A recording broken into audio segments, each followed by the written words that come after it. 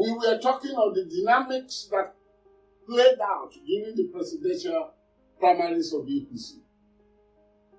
We had showed the movie, the 4 parts of the movie, part 1, part 2, part 3 of the movie, part plus part 4. Part 1, let us remind ourselves, I have a preferred candidate. Part 2, in the principle of reciprocity, permit me, governor, to bring in somebody that I like that will succeed me, because that's what you do in your team. Part 3, look within yourself. Let there be consensus. Part 4, please let the delegate go and choose their flag bearer, because I have not anointed anyone and I have no anointed candidate. So it is part 4 now, between part 3 and part 4, that the swingle, or let me put it, the swagger of Senator Abdullahi Adamu came in. When he came, maybe to tell lies, or maybe not to tell lies, or maybe he told the people the actual truth of what he discussed with President Muhammadu Buhari, and President Muhammadu Buhari denied it, and of course nobody will want to take what the chairman of the party said over what the president said. More so, when the chairman started his job as chairman of APC, he wobbling and fumbling format, and most members of the National Working Committee of this party had fallen out with him. So he's already detested by principals, by personnel dramatists of the party. So we wouldn't know. But some reasons would tell you that the chairman couldn't have come out saying that without the president discussing with him. But now, let us leave the matter at this, just like that. Let it be floating. But what are the dynamics that played out now that brought the incumbent candidate out? If they had gone on consensus, the anointed candidate of the president or the preferred candidate of the president would have emerged. And who could that have been? At the initial, people spoke of Amechi. Then people spoke of the vice president. Then people spoke of Ahmad Ibrahim Lawa. But let us bury that thought now. Because at the end of the day, the one that was least spoken of is the one that emerged. That is Ahmed Bola Tinubu, not Ahmad Bola Tinubu. And the other one is not Ahmed Ibrahim Lawa, it's Ahmad. So let us look at the matter now. Facts from the grapevine revealed the role the wife of the president played for Bola Tinubu to emerge.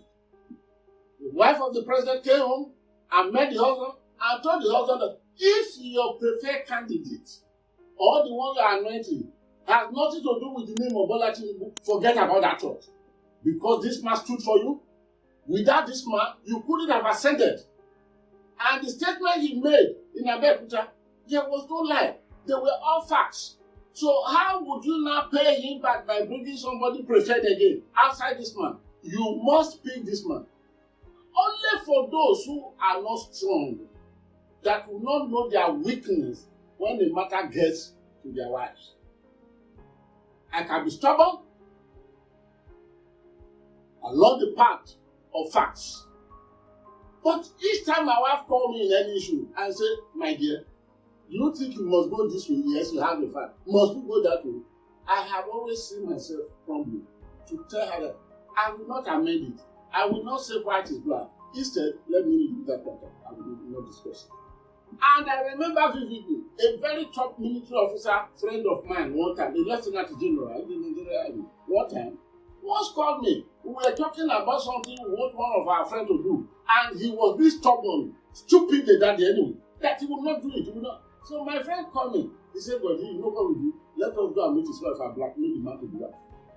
When we went to the wife and secured the wife to our side, it took less than 5 minutes for the man who was so stubborn to say, "I will not do this." He did it. So the wife of President Muhammadu Buhari, Aisha Buhari, is one man that Bola Ahmed Tinubu, with the wife whom we are told spoke with the wife I don't know whether the mental side of the country will still be should be able to appreciate very, very well. That's number one. Number two, I have a preferred candidate and I have somebody I've anointed. Put Muhammadu Buhari in a deadly corner. He was caught in a web of his. And what will he do? After listening to the voice of the wife and having listened to what was said in Abeokuta, the language of it is my turn. Ogalule, Ikini, Ogalule, Ikeji, Ogalule, Iketa, Ogalule. Ote Kigbe, Okele television. That statement touched the man. I love what the wife told him. And maybe there could be one or two people that spoke to him. But the most important dynamic again, the second most important dynamic was the bravadoes of those governors from the north that said, let this thing switch. And those northern governors that made that statement, it is not necessarily because they really wanted this to support so person, Bola Tinubu. No. It is for their interest. Because they now saw that Ahmad Lawal was walking in to reap where he did not sow. And it was Ahmad Lawal that, being the chairman of the National Assembly, that distracted all the navigational equipment that the governor put up. Oh no, we must stop it. This is why they stood on the ground that no, the team must go to the south. And having come to the south, in addition to what President Muhammadu Buhari wife told him, the man went to a cool corner. He retired to a very, very cool corner. He has nothing. And at that point, a flash of disappointment came upon Osibaju. A flash of disappointment came upon Amechi. Because they looked back. The man who probably would have said, go ahead and behind you. In the show more while laying here, as the language of Bola Tinubu said in that widely broadcast language in Abeokuta. They did not see. So this now left a lacuna. There was a void. And since the man had decided to seek Akibo, say, oh, I have nothing to do with it again. Then the man who had built structures over the years, we cannot take that from Ahmed Bola Tinubu. I have always been saying it.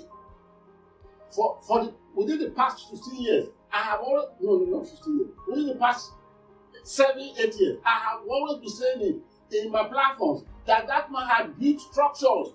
He had built structures somewhere. I even at a time said he built bridges. Then he had structure, he had superstructure, he has structure, he had something superstructure and hope. Yes, he has built all this was over the year. It went his way. Immediately, the consensus candidate was removed. Then he became led the delegates. Then every other thing that followed came from the sequences of the governors who, by what they saw Ahmad coming to do, decided to take a punitive measure against him. And of course, Ahmed Bola Tinubu made a statement that the man can now lick his wounds. So everything now falls apart. Whatever the level of money that follows, of course, these things are conducted by money, either in PDP or APC. For example, we are hearing it now from the grapevine. One of those who decided to pick his hat, which he threw into this thing, before had picked it back to put on his head and saying, whatever you have for me, give it to Bola Tinubu. Of course, there will be some reform. They have what we call logistics of reconciliation in the political arena of maneuvering. Either the 100 million naira is given back in addition to $50,000 is a different thing. But these were the dynamics that played out during the primaries. And now Ahmed Bola Tinubu as a mass is now going to face Atiku Abubakar, a PDP. And maybe we'll be having Peter Obi, a Labour Party. All this we shall discuss later. But for now, please keep on watching this channel, Godwin the Bull. That is the place that the revelations of political movement will be given to you. Because this channel understands the permutation, the manipulation processes through which politicians go through. All over the world, but especially we are discussing that of Nigeria. So I shall see you again. Now, Igbo is signing up. See you again.